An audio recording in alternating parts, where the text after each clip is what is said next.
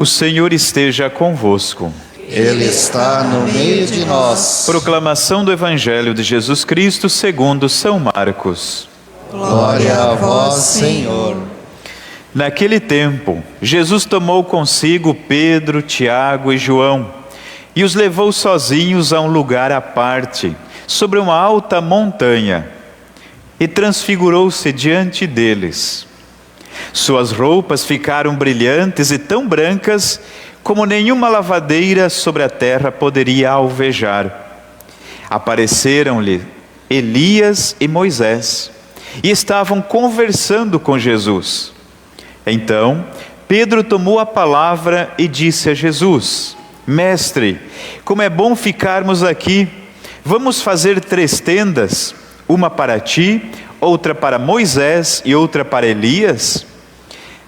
Pedro não sabia nem o que dizer, pois estavam todos com muito medo. Então desceu uma nuvem e os encobriu com sua sombra. E da nuvem saiu uma voz que dizia: Este é o meu filho amado, escutai o que ele diz. E de repente, olhando em volta, não viram mais ninguém, a não ser somente Jesus com eles. Ao descerem da montanha, Jesus ordenou que não contassem a ninguém o que tinham visto, até o dia que o Filho do Homem tivesse ressuscitado dos mortos. Eles observaram esta ordem, mas não comentavam entre si o que quer dizer ressuscitar dos mortos. Palavra da salvação. Glória a vós, Senhor.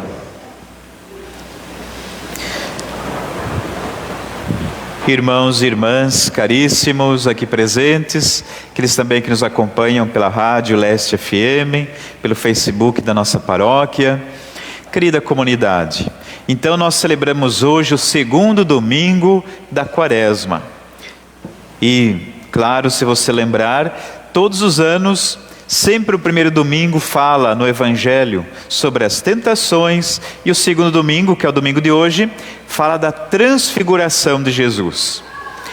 Claro que cada ano é um evangelho dentre os 3 evangelhos usados para esse tempo: Mateus, Marcos e Lucas. Esse ano nós estamos vivendo o Evangelho de Marcos, que é mais objetivo, mais curto, porém coloca todos os detalhes daquele dia em que aconteceu a transfiguração, como nós acabamos de ouvir aqui.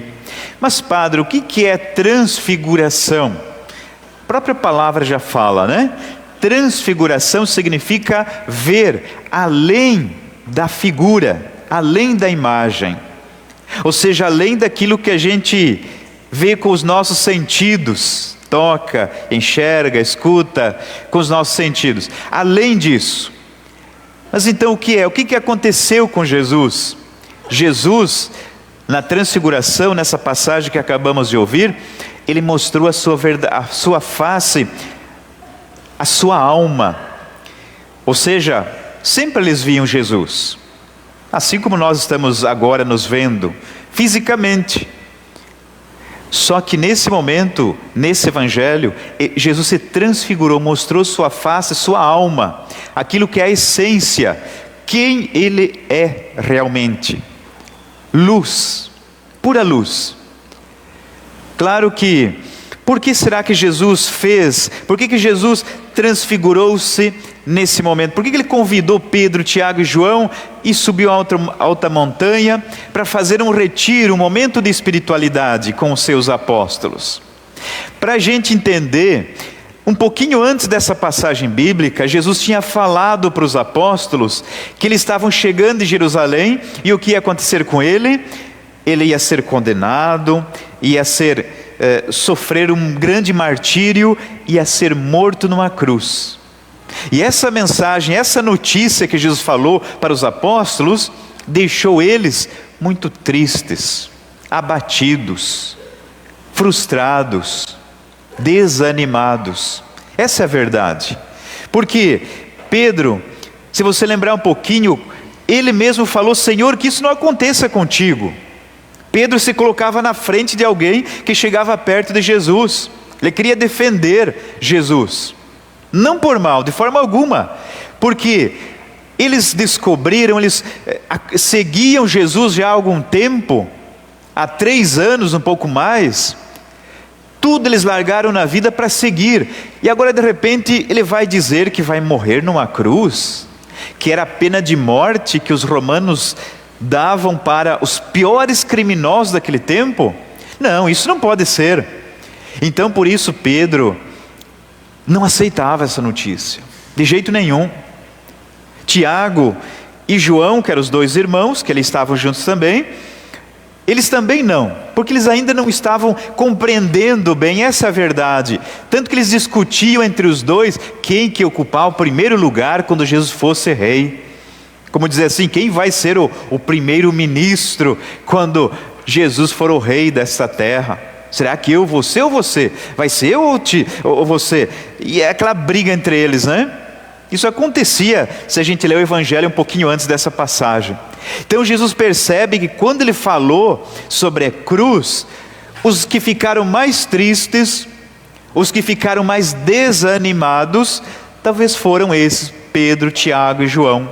E por isso Jesus, como aqui no Evangelho o Padre leu para nós, ele convidou esses 3 discípulos, vamos fazer uma oração numa montanha.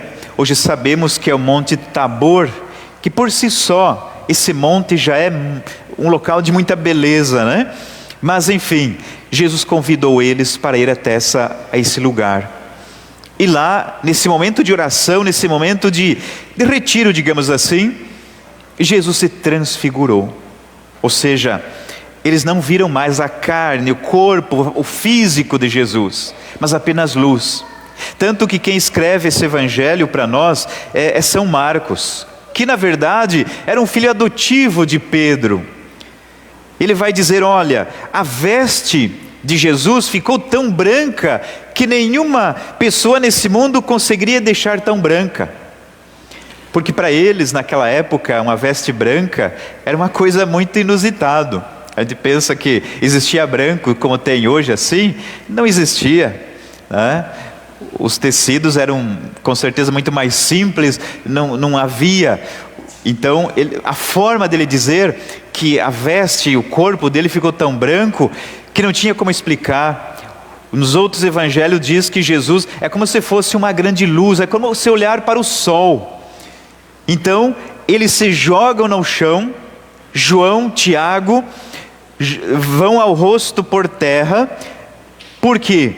Porque dentro da tradição judaica, ver Deus é morrer. Não podia ver Deus. Tanto que na Bíblia não tem nem outra passagem em que eles viram a presença de Deus clara, diretamente. Moisés, aquele que chegou mais próximo. Só que nesse momento Jesus concedeu a graça para Pedro, Tiago e João de ver a eternidade. Notemos aqui, querido irmão e irmã, que Pedro não sabe nem o que falar. Ele diz assim, Senhor, como é bom ficarmos aqui.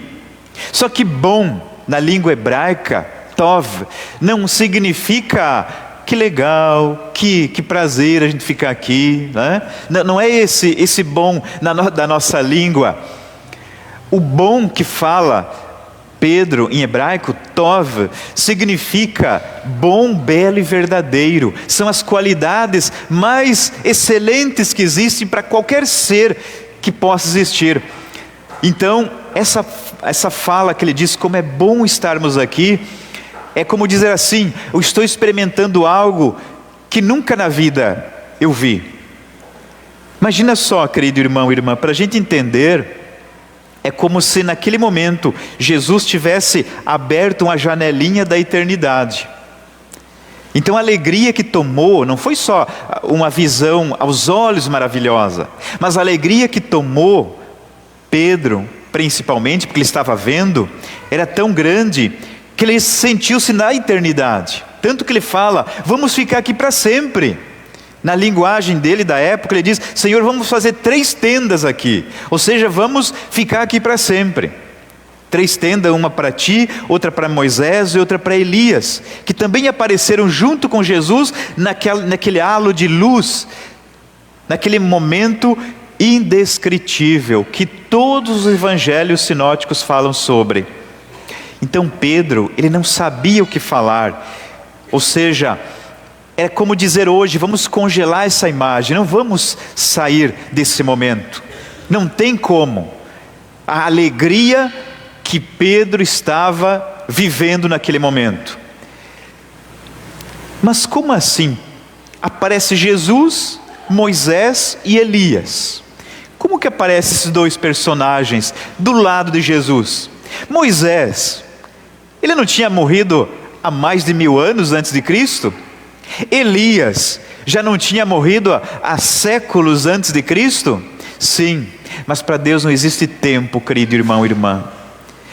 E esses dois personagens aparecem não apenas para ilustrar uma pessoa em si, mas Moisés é a Torá, aquilo que os judeus têm como toda a lei, todo o Antigo Testamento.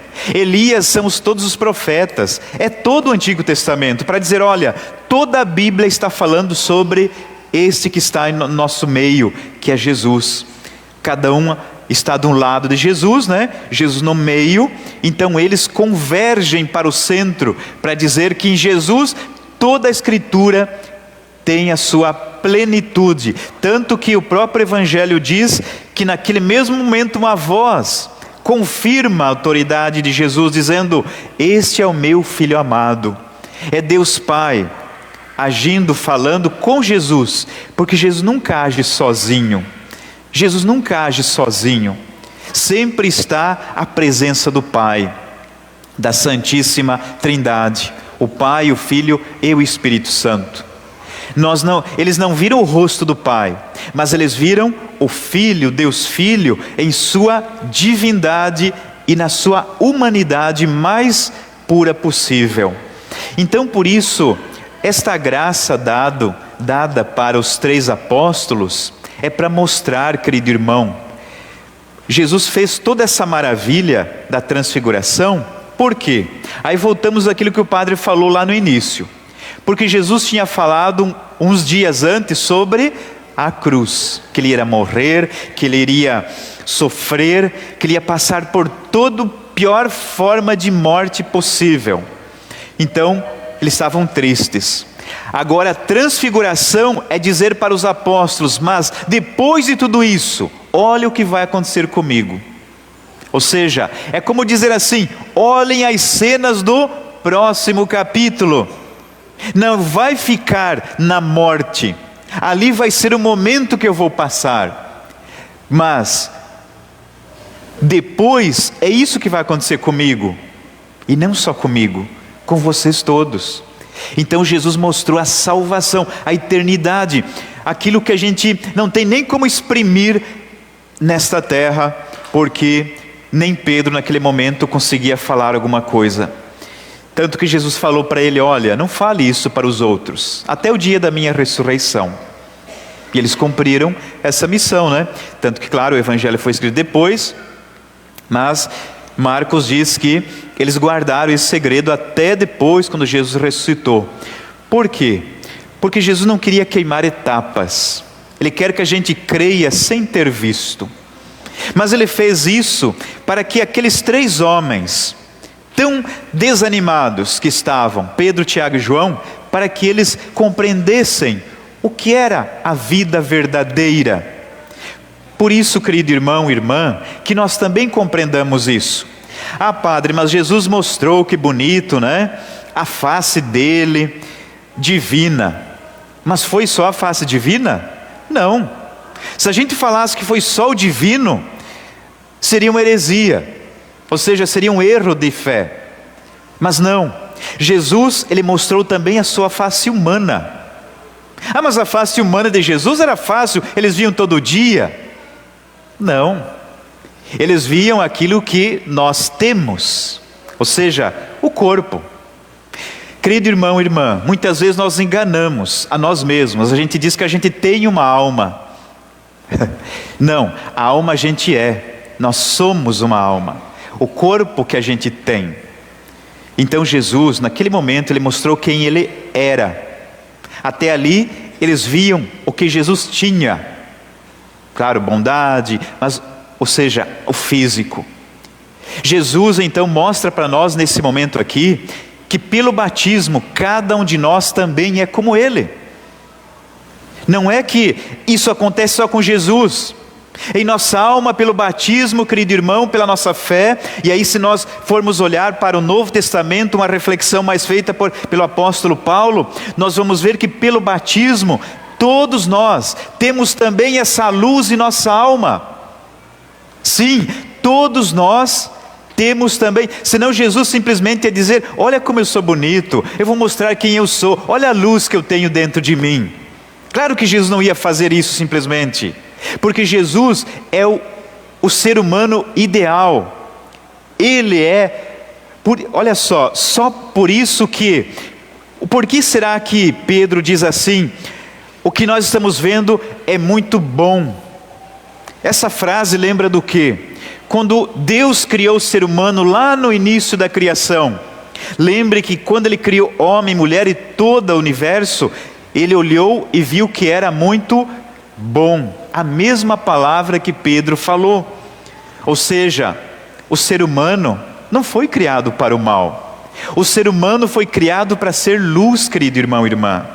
Não se engane nas armadilhas do diabo quando diz assim, eu errei, eu faço isso, mas errar é humano. Isso é uma armadilha, hein? Porque o humano foi criado luz, o humano foi criado Jesus. Jesus é o protótipo de todo ser humano. Por isso que quando acontece aqui a transfiguração, ele mostra a face humana e divina que existe em cada um de nós. São Paulo, em uma de suas cartas, diz assim, que nesse mundo a gente não vê quem nós somos realmente. A gente não conhece quem nós somos. É só no dia de estar no encontro com o Pai que conheceremos quem nós somos. É isso que hoje o Evangelho nos fala. Olha só a profundidade desse Evangelho de hoje, nos falando quem nós somos. Jesus revelou essa janela da eternidade para nós. Então é muito bom saber que pelo batismo, pela fé, nós temos o nosso ser é luz, é a face de Cristo. Tem um santo que diz assim, que Deus Pai, quando olha para nós, a gente muitas vezes quando fala, Deus fez o homem, a imagem e semelhança de Deus, dá a impressão assim que não é a nossa face, querido irmão e irmã. Quando Deus olha para nós, Ele não vê aquilo que nós temos, não vê a minha cara, a tua cara. Quando Deus Pai olha para nós, Ele vê a face de quem? A face do Filho dEle, que morreu por nós. Não somos nós pelo que nós temos que vamos conquistar a salvação. Foi Ele que nos deu pela cruz, pela ressurreição, pela morte dEle. Ele imprimiu em nossa alma a face dEle. Por isso que Deus Pai nos salva, porque Ele nos salva no Filho, não por nossos méritos. A gente pensa que a gente nós não somos nada sem Jesus. Então por isso, a palavra de Deus é profunda nesse momento, para dizer para mim e para você, conservemos em nós essa face de Cristo estampada. Padre, eu quero continuar com essa face de Cristo em minha alma, eu não quero perder. Então, abandone o pecado. Abandone os vícios, aquilo que muitas vezes faz com que nós desbotemos essa face. Porque quando nós chegarmos na frente de Deus Pai, Ele não vai olhar para a cara do Otávio. A cara do Otávio vai ficar aqui, né? Isso vai passar. Ele vai olhar para o Filho dEle, em Cristo, que todos nós somos. Agora, se Ele não reconhecer o Filho dEle em mim ou em você, aí a coisa está feia. Se Ele não reconhecer o Filho dEle em mim ou em você, aí a coisa está feia. Ou seja, eu sei, querido irmão, que é bastante teologia que nos envolve nesta leitura, nesse Evangelho, mas é para a gente lembrar que Deus Pai olha para nós e não vê o que nós temos. Ele vê a face do Filho dEle. Agora, o pecado faz com que a gente fique desconhecido para o Pai. Eu não quero ser desconhecido para meu Pai. Outra passagem do Evangelho diz assim, que para muitos Deus vai dizer assim: não vos conheço. Mas não porque Ele está se vingando, não, é porque já perdeu a face de Cristo que estava impregnada na alma. O não conhecer significa: eu não tenho intimidade contigo, porque você se afastou de mim. Que nós não percamos essa face que recebemos pelo batismo, pela nossa fé. Não deixe, querido irmão, que o pecado faça com que a face de Cristo que está em ti seja roubada pelo inimigo. O inimigo, toda a nossa vida, vai tentar roubar esta face que está em nós, a face do Filho de Deus. Vai tentar. Mas não deixe. Busque viver aquilo que Deus espera na tua vida. Seja uma pessoa melhor, seja uma pessoa de bem com o próximo. Não adianta também você pensar assim: ah, que beleza, né? Eu tenho a face de Cristo em mim, que bom. Então já estou salvo, agora já posso, né, pisar em todo mundo. Não, lembre que outro teu irmão também é face de Cristo. Se você pisar nele, você está pisando na face de Cristo também. Todos somos irmãos. Volto a dizer, Deus Pai, ao olhar para nós, Ele só vê uma face. Não vê um mais do que o outro. Ah, porque eu sou mais, eu sou menos. Ah, eu não valho nada. Ah, porque eu sou melhor do que os outros. Não. Deus Pai, o que conta para Ele é se nós conservamos a face do Filho, que é viver aquilo que Ele disse. Olha só o que o Pai, encerrando o Evangelho, diz assim para os 3 apóstolos que estavam lá na transfiguração. Ele diz assim: este é o meu Filho amado. Essa face que vocês estão vendo é do meu Filho amado. Escutai o que Ele diz. Mas Padre, onde eu vou escutar o que Jesus fala? Aqui, o Evangelho, a palavra de Deus. Nós temos, querido meu irmão e irmã, Deus nos falando. Agora, se nós escutamos ou não, aí está, o problema é nosso, né? Então que a gente possa buscar nesta quaresma, entender o que vai manchando a face de Cristo na minha vida, o que vai me afastando de Deus, afastando da Eucaristia, da minha fé, dos valores que Jesus colocou em minha vida, na minha família, daquilo que vem de Deus, que é profundamente a fé cristã. O que me afasta? Que eu possa me libertar disso, para que eu não perca jamais o rosto de Cristo, que é puro amor em nossa alma. Aí vem a pergunta muitas vezes: mas Padre, será que todo mundo tem essa face? Será que todo mundo Deus deu essa face? Se a pessoa está nesse mundo, se ela é viva, sim. Se a pessoa está nesse mundo, ela não viria a esse mundo se não fosse pela vontade de Deus. Nenhum fio de cabelo acontece de cair se não fosse pela vontade de Deus, né? Mas então por que a pessoa muitas vezes é ruim para o outro? Existe maldade no mundo. Não é culpa de Deus. É porque a pessoa deixou o mal entrar e ir roubando esta imagem de Cristo. Mas lá no fundo está a face de Cristo. E nós não estamos aqui para julgar, apontar o dedo para ninguém. Nós estamos para estender a mão e ajudar nosso irmão a recuperar também a sua transfiguração. Que esta santa palavra nos tire da desfiguração para a transfiguração. Louvado seja o nome de nosso Senhor Jesus Cristo. A tua ternura, Senhor, vem me abraçar, e a tua bondade infinita me perdoar. Vou ser o teu seguidor e te dar o meu coração.